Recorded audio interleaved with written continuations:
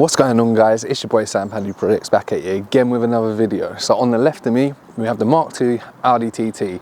Now I've wanted to do a review on this car for a little while now, but I didn't feel like I knew it well enough. Now after a year of getting to know this car, I know its quirks, I know what it's good at, I know what it's not good at, and I'm going to be telling you the reasons why you should buy an Audi TT Mark II.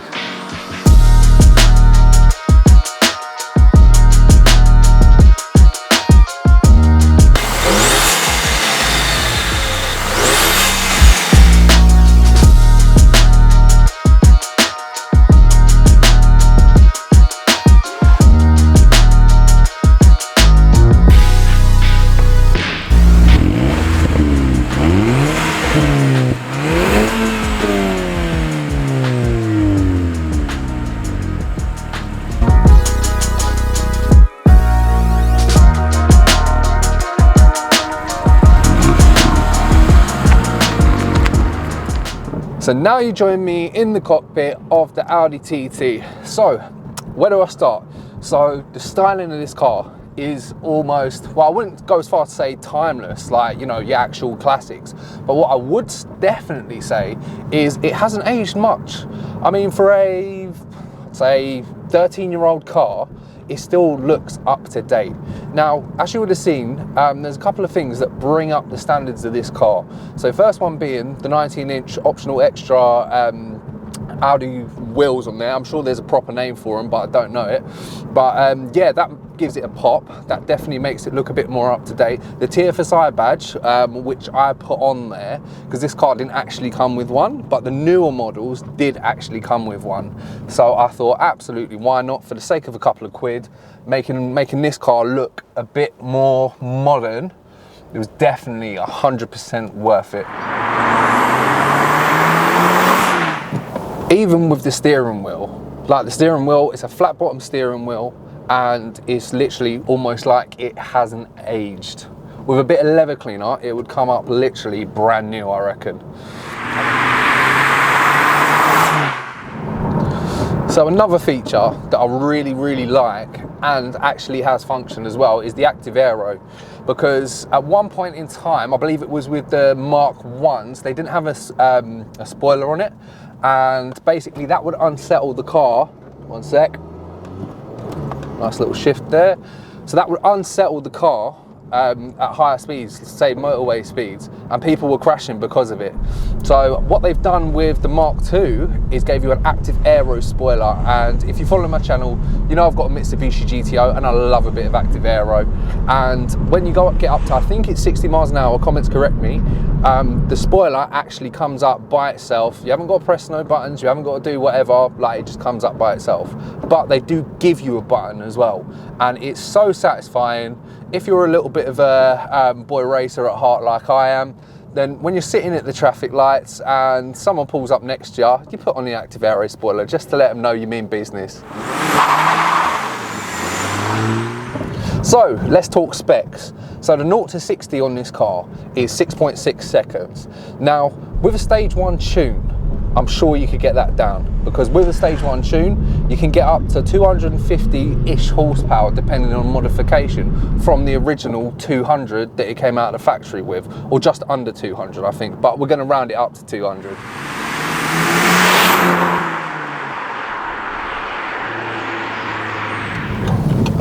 So let's talk engine.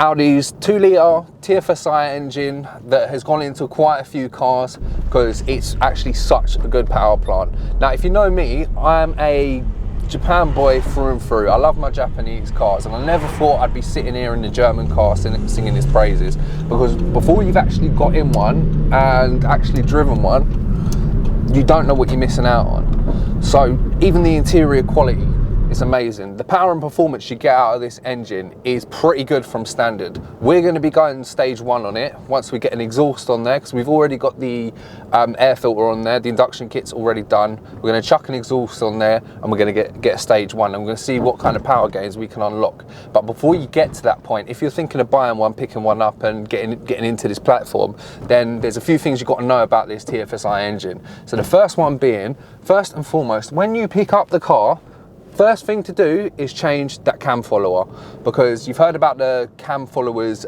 failing after time. So how do I explain it?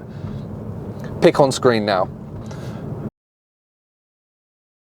So basically that wears thin, scratches up your cams, I believe from what I've read in the forums, and it essentially just ruins your engine. And it's a very inexpensive part. I think I paid like 30 or 40 pounds for mine. You can pay a little bit extra to get the stud kit as well, which changes out the original bolts that were in there just for a stud kit. I think it's because it's more sturdy, or it's just better for some reason.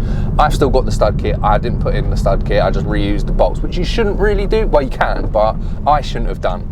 But yeah, that's still to go in, so I might show you that in a future video. The second thing on these TFSI engines is the oil pickup pipe. Now, if you go back onto one of my previous videos, you'll see I've done the oil pickup pipe on this.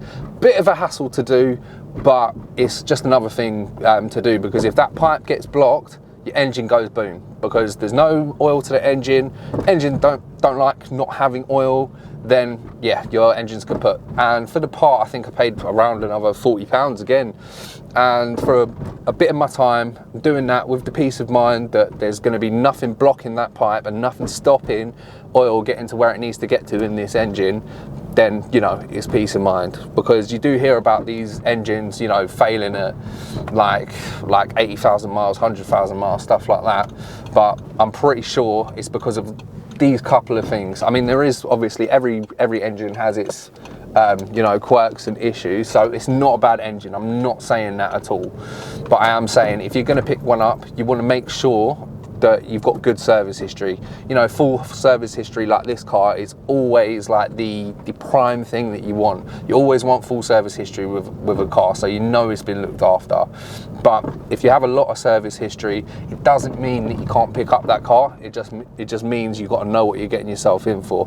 Because I mean, these engines looked after, I go up to the highest one I've seen is like 183,000 miles, and I'm sure that they've gone further than that. But with regular servicing and these maintenance things being done, I'm pretty sure that, you know, you can get the longevity out of the car. Because it's not even just about keeping the car for that long. It's about getting, we'll say, well, not return on investment, but getting a portion of what you paid for the car back when it comes to the time of selling it. You know, everybody wants a nice little cushy deposit on their next car. So yeah, look after your engines. Oh, MX-5, gotta love an MX-5, naughty. One extra thing, going back to the modernisation of the car, that you really want is an Apple CarPlay head unit. Like, if I was picking one up again, this one came with it, so I was already sorted. First thing I would do is get an Apple CarPlay head unit, because, you know, without it, you know, you can really see the age of the car, and with it, you can't. And obviously, if you're like me, you know, you're going to need your sat nav, you're going to need your music. Hey Siri, play whatever tune I want to listen to. Like, it's just an absolute must.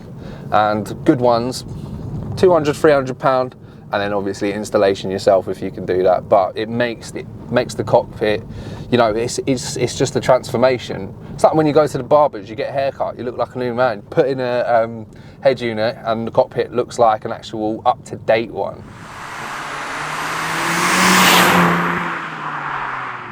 275 miles out of this ish, but that's with spirited driving, I believe. So if anybody else is getting better mileage than me, do let us know in the comments, because you never know, there might be something wrong that I haven't picked up. Maybe my tires ain't right or something like that, like maybe they're not inflated enough or overinflated or whatever. So do let us know in the comments.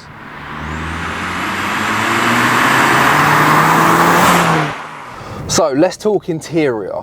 So the interior of this car is still banging. Like, nothing's loose, nothing's, you know, outdated. Even when we look at, say, the gear shifter, the gear knob, like, it still looks pretty up to date. Obviously, when it comes to manual gearboxes, you know, they're becoming a thing of the past, and you can get a DSG gearbox with this. So I've driven a DSG Golf, which is all the same parts as this, and it was a stage 1, and the way that thing shifts is unbelievable. So if you are a person that does prefer automatic transmissions, then that is the way to go. It is so good. So I can only imagine that would be very similar to what these are. But like I was saying, you've got the flat bottom steering wheel, literally a little bit of leather polish that had come up absolutely beautifully.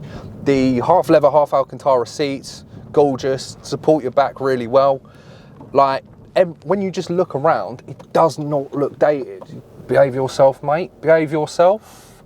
There we go. You can't complain about anything. The vents look good, like black headliner, like and it still feels like quality as well. Like inside and out, it is still a relevant car. After all of these years, it's still a relevant car.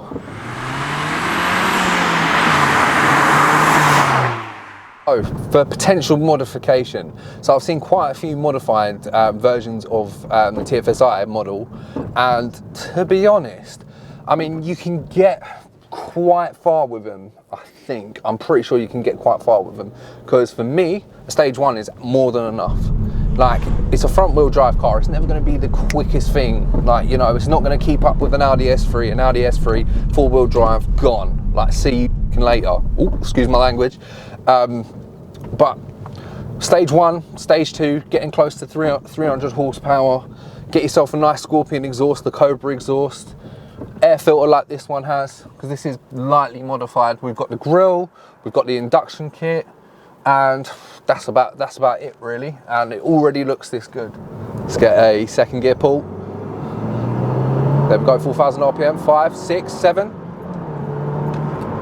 Woohoo! Got a bit of sun in her eyes there. Bloody hell.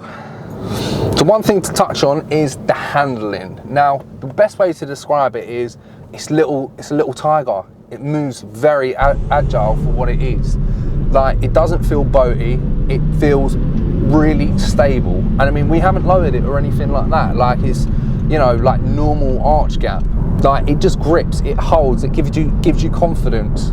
Like, it is really good. Now, I'm not sure, because it's like quite wide wheels we got on it. We got the 19s on there. We haven't got much arch gap either, so it probably does help with that. It's fine, just pull in front of me, it's fine. Where's blaming his claim? But handling, it's good. It is really good. It doesn't feel boaty. It gives you the confidence that you kind of want in a, you know, a sporty daily driver. Okay, first gear. 7,000 RPM, shift into second, into third. Ooh, and we're already at a legal speed limit.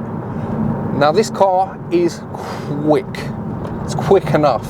It's quick enough for a daily driver. Quick enough to get your heart going. So I'm going to end the video here. Thank you all very much for watching. If you've liked what you've seen, please hit that subscribe button, and if you're feeling cheeky, hit that like button as well. It's your boy Sam Paddy Projects, and I will catch you on the next one.